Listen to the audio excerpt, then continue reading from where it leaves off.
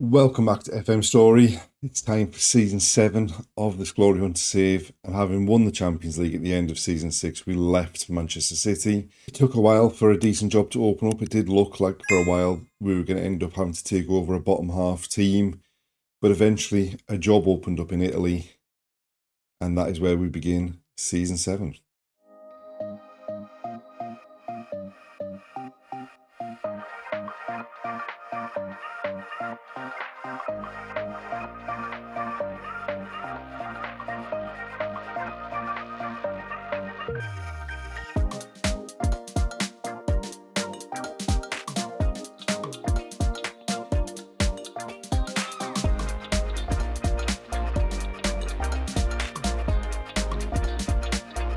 And so I've moved on from Man City and we've moved to Italy.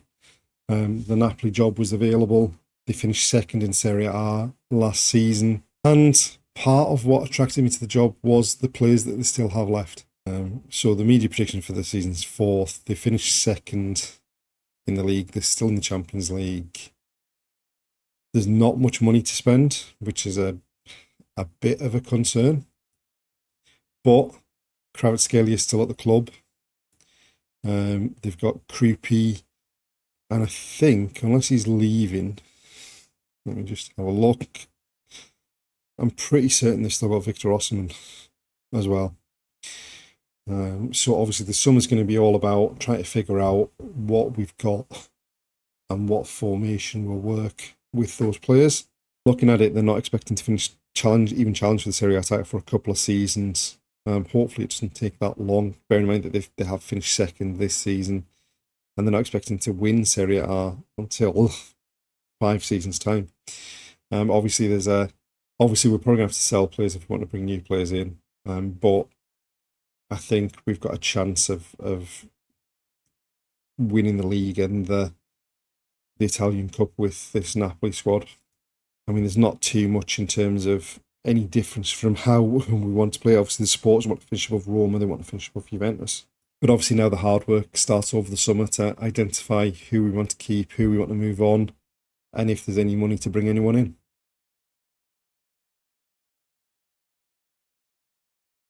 So, as we saw, we didn't have an awful lot of money in the transfer budget or the wage budget.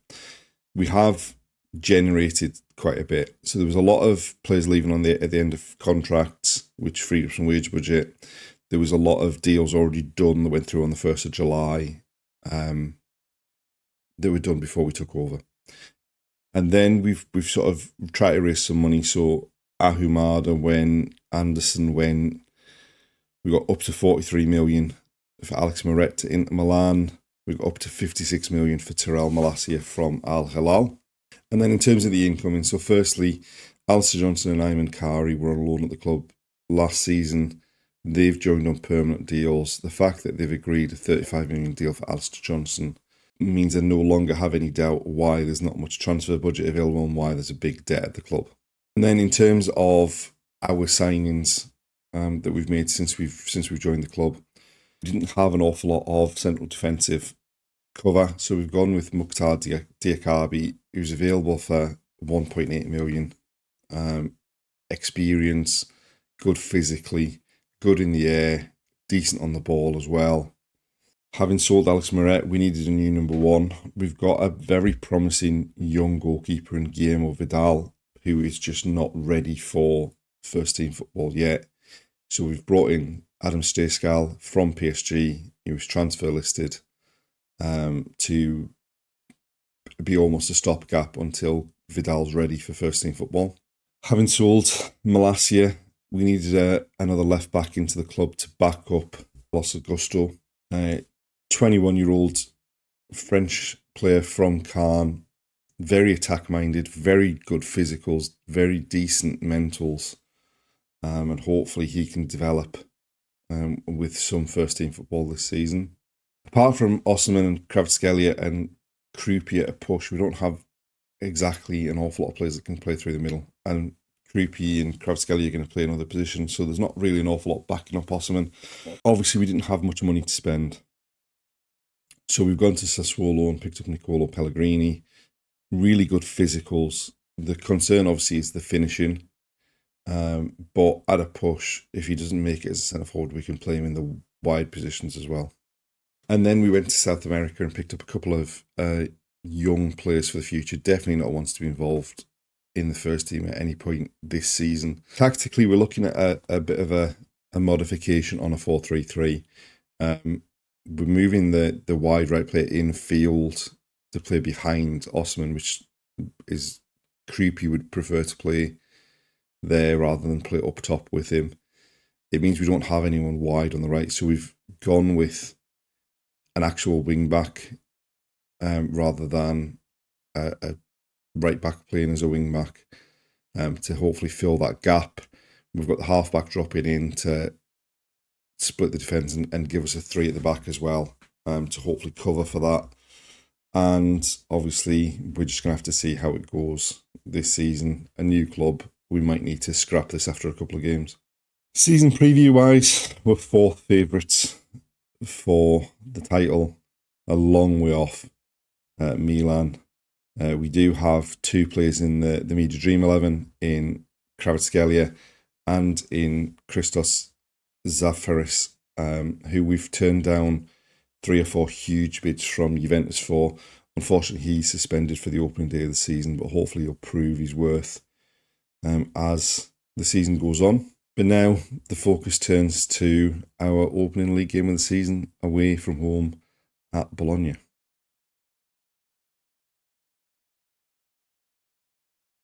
And so this is the side we've picked for the opening day of the season. We actually do need to fill the squad out to be able to fill out the bench because we're allowed up to 15 subs and we don't have anywhere near that so far.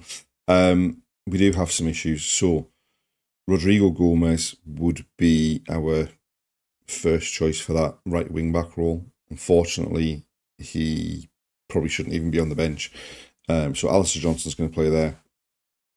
We are missing our first 2 choices in terms of the central midfield. The first 2 choices obviously would be Zafiris, who we mentioned, who is suspended, and Albert Gronbeek, who is injured. So Ayman Carrick's playing in there, Kang In Lee's playing in there. And I think the real quality in this team is Creepy, Kvaratskhelia and Osman. So hopefully we've got enough goals to be able to come away with a victory. But this will be an interesting challenge on the opening day of the season. So we're playing like that sort of modified 4-3-3. They're playing 5 at the back, basically with 3 in front of them and 2 up top. Right, very little happening early on. We've had a couple of chances, but we've barely had any of the ball.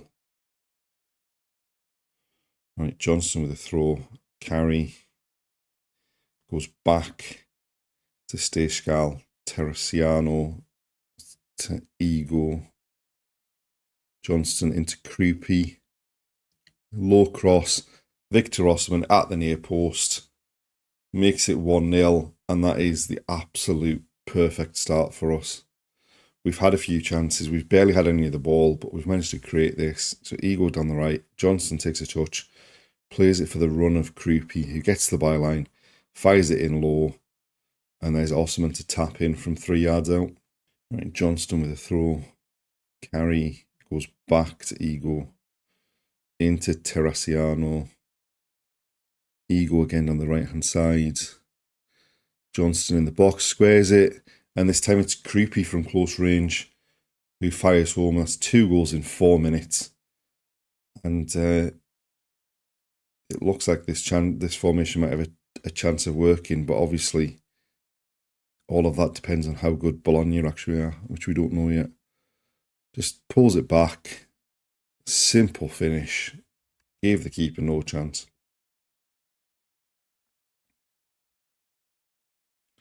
Right, a throw for them. Carry nicks it. Creepy to Kang In Lee.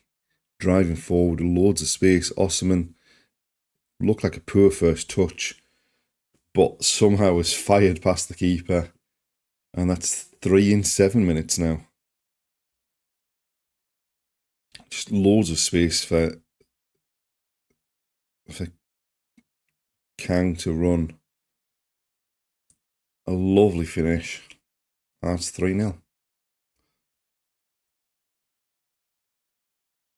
And then from the kick-off, Ferguson for them goes back to the centre half. Ferguson, poor pass, Carey nicks it. Osman to Carlos Augusto. Goes down the line for Kvaratskhelia. Simple cross. There's Osman again. It's a complete hat-trick, but I think we're going to get... I think that might be offside.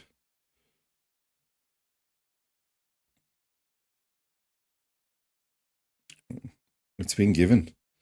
That's 4 in 8 minutes now, and we've just swarmed them.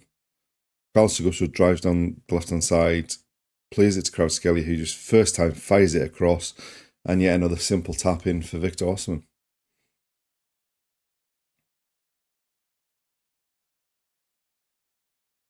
It was close to being offside, but thankfully onside, and that's 4-0.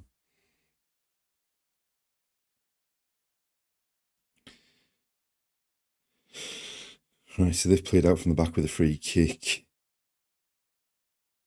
Run down the line. And then Johnson nicks it off them. Goes across to Carlos Augusto in loads of space. Kvaratskhelia still going into the box. Squares it. And there's Creepy for his second of the game.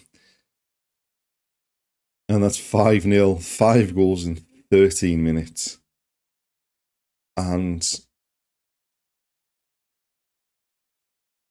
I don't actually know what's going on, because I don't think we've got that good a team. So, are Bologna just really, really bad? Or are we better than I thought we were? It's probably somewhere in both realms of that. Right, a throw in for them.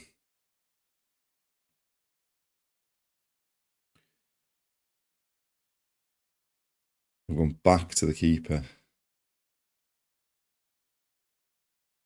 And now they're coming, attacking on the left-hand side. They've got some... First time they're really challenging the box.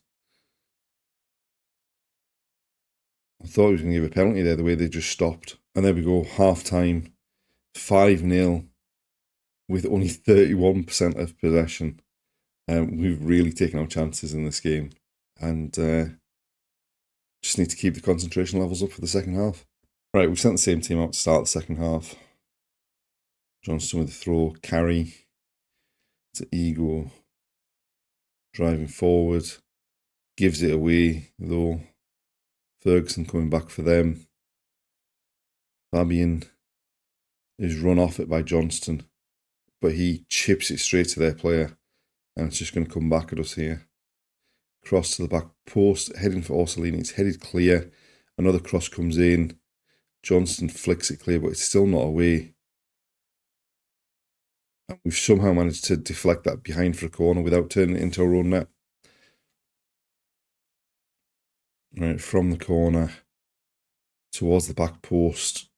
They've ended up getting the head on it, and luckily it just loops wide of the post. Right, a corner for us. Swung in. Headed clear, but back to Kang In Lee. Kvaratskhelia into the box. Fires it right across the face of goal. Someone got something on that, because it's gone behind for a corner on the other side. Kang In Lee to take it with the outswinger this time. It's headed up in the air and then headed away. And Kvaratskhelia goes back to pick it up. Right, we made a couple of changes just to get some fresh legs on, just to see a few other players. They've put the ball into the box. Well, Kang In Lee clears it. And they've got it in their own half and go all the way back to the keeper. He passes out to the right-hand side. Nathan across to pick it off. Down the line. It's Kvaratskhelia. Everyone gave it up. And then Kvaratskhelia infield to Ivan Carey. Johnston back to Carey in the box. Fires it at the goal. Keeper blocks it. It's still alive. Johnston down the right-hand side. And it gets deflected behind for a corner. Kang In Lee to take it. Aims for the near post. It's headed up in the air. Osman back to Kang. Pulls it back to it was offside. Right, into the last couple of minutes, still 5-0 up. And there we go, full time, 5-0. And I don't know what any of that means. Don't know whether that means we're really good. Don't know whether that means they're really bad or whether it's somewhere in the middle. I suspect it's somewhere in the middle. But if we give away 60-odd% possession to some of the better teams, we're going to get hammered probably. And we restricted the chances that they created. We created a load and just had that purple patch in that first half. 5 goals in 13 minutes. Just outstanding.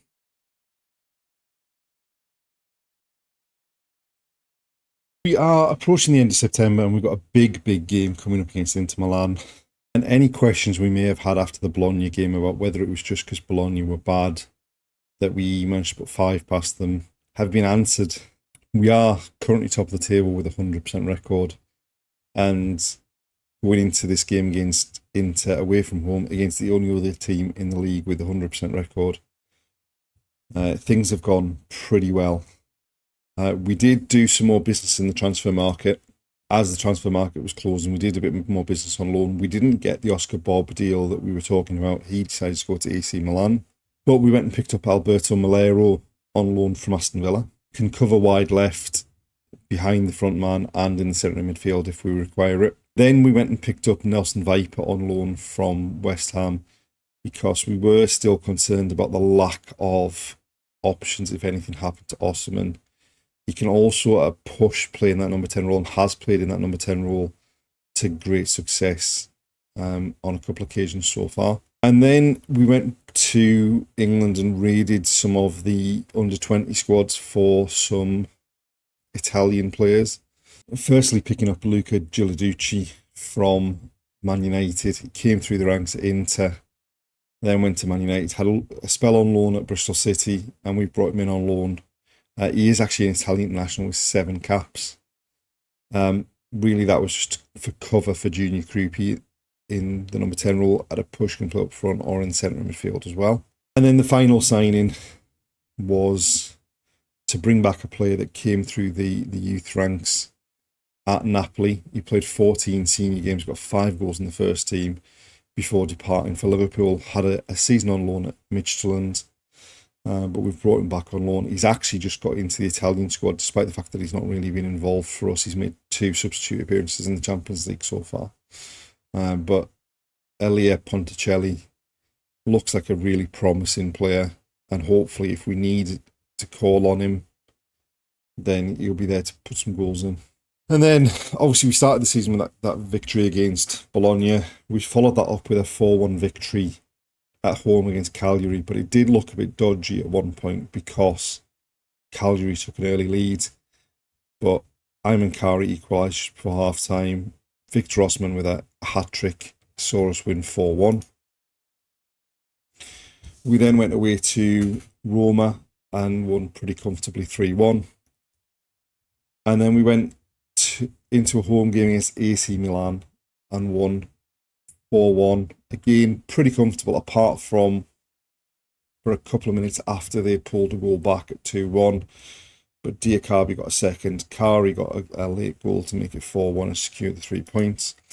We then won again 4-1, this time away from home against Torino. Again, pretty comfortable. They got a late consolation goal, but we were in control of that game. We went to Benfica in the first Champions League game. We weren't great. They got a very early lead. We equalised through Kvaratskhelia, and then we actually had a goal disallowed before they went 2-1 in front, but we just didn't create enough in the second half to get back on level terms. We then had a home game against Lazio, who we just hammered 5-0. Even after we took off Kvaratskhelia and Osimhen into the second half, we really just turned on the style. Malero picked up a couple of assists. Viper got a goal. Rodrigo Gomez got a couple of goals from that right wing-back role. And then the second Champions League game, we had a home game against Salzburg. We actually took the opportunity, knowing that we had this game against Inter, to rest a few players. So Ricardo Gomez didn't play. Zafaris didn't play. Kvaratskhelia didn't play. Osimhen didn't play. And we still had enough to come away with a 3-1 victory. So as far as the Champions League is concerned, we've got 3 points from a possible 6. Pretty decent start. We do have not the best of games coming up. We've got Tottenham, we've got Ajax, Betis, Milan, and we finish with Dinamo Kiev and Club Brugge. So we might need something from those last 2 games to get us into the knockout stages, or at least into the top 8 if we're still able to challenge for that. But because we won the Champions League with Man City last season, that really isn't a focus at all. The focus is Serie A and the Coppa Italia. And as far as Serie A is concerned, going into this game against Inter, both of us top 2 in the table, 6 wins from 6. We've got a better goal difference. We've got the 3 truly outstanding players this season, looking at the average ratings. We've got the top goal scorer in Osman, but they've got joint second top goal scorers. We've got Kvaratskhelia with joint most assists with Barella for them. So this could be a high scoring game, or both teams may cancel each other out and end in a low scoring game. We'll find out in just a second.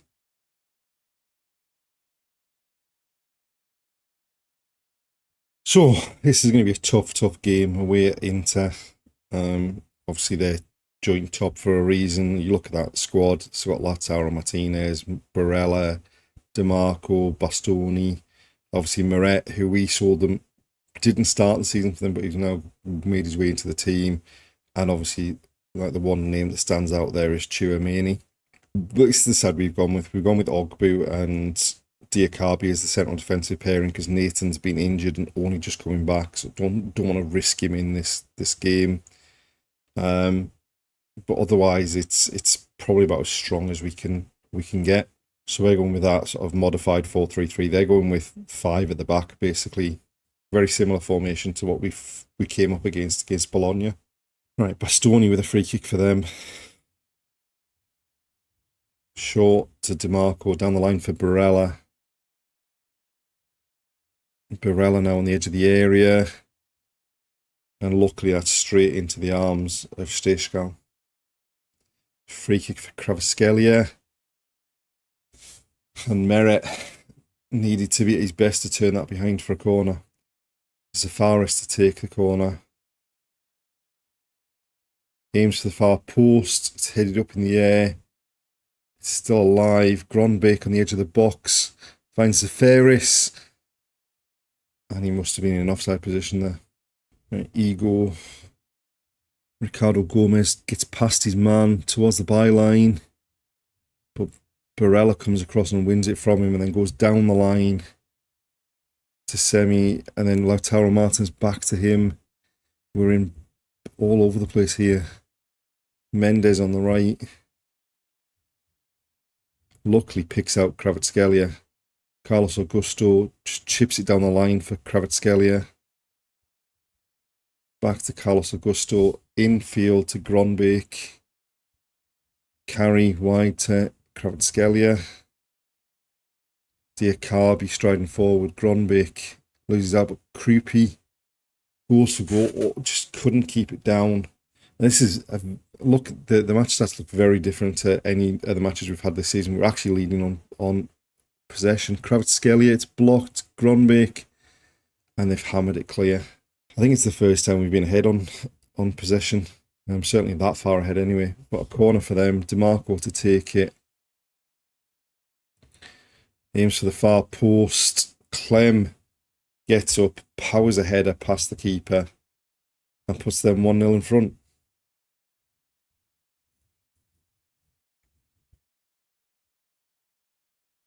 He just made a run, and he was the only one that jumped, basically.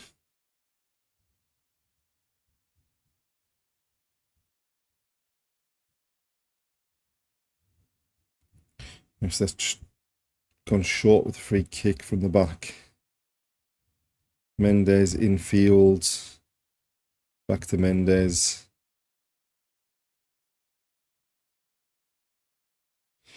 Force them back to Meret, but easy ball out to Bastoni. DiMarco on the left. Into the box, pulls it back. And that should have been 2-0. We've got away with one there. Right, so out to Ricardo Gomez, cuts in field, looks to find Kvaratskhelia, but it's been cut out. And Tchouameni goes long, and Ego having to tidy up.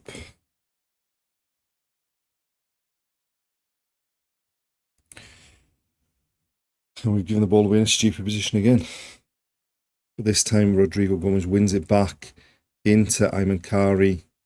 Osimhen wide for Carlos Augusto. Down the left-hand side, gets infield to Kvaratskhelia. Goes all the way back to Diakabi, back to Kvaratskhelia, across. And Ricardo Gomez's volley's turned behind for a corner. It's the fairest to take it in towards the near post, up in the air and away. Kvaratskhelia finds Gronbeck on the edge of the area, but they clear it again.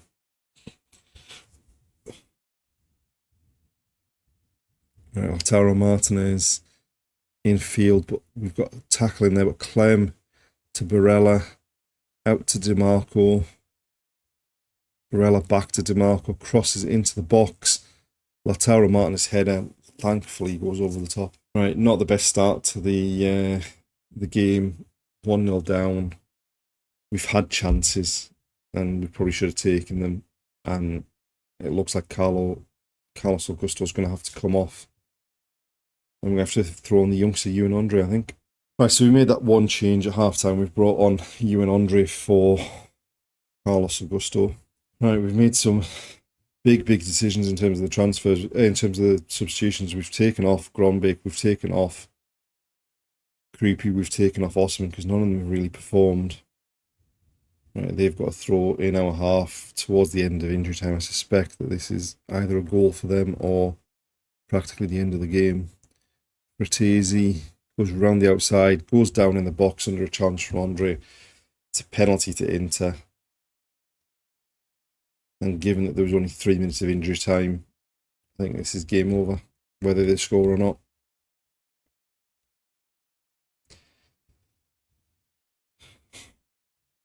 Lautaro Martinez stepping up to take it.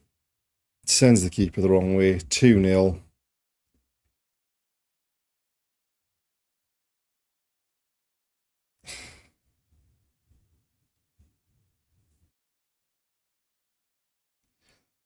And the 100% record's coming to an end here.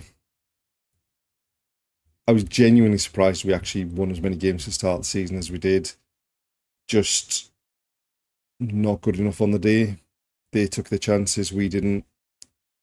But so far this season, we've played Milan, we've played Roma, we've played Lazio, we've played Inter. That's 4 of our 7 games we've played so far this season, and we've won 6 of the games we've played, and we've only lost 1. I think, had you told us that at the start of the season, we'd just snapped your hand off for it.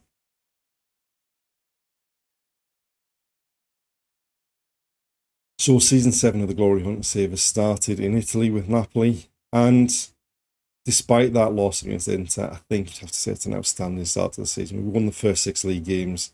We've beaten Milan, we've beaten Roma, we've beaten Lazio. Now we just need to pick ourselves up after that defeat to Inter and push on and try and regain some form for the next league games. Coming up in the next episode, we've got some big games coming up against Juventus and against Atalanta in the league. Thanks for watching, and we'll see you next time.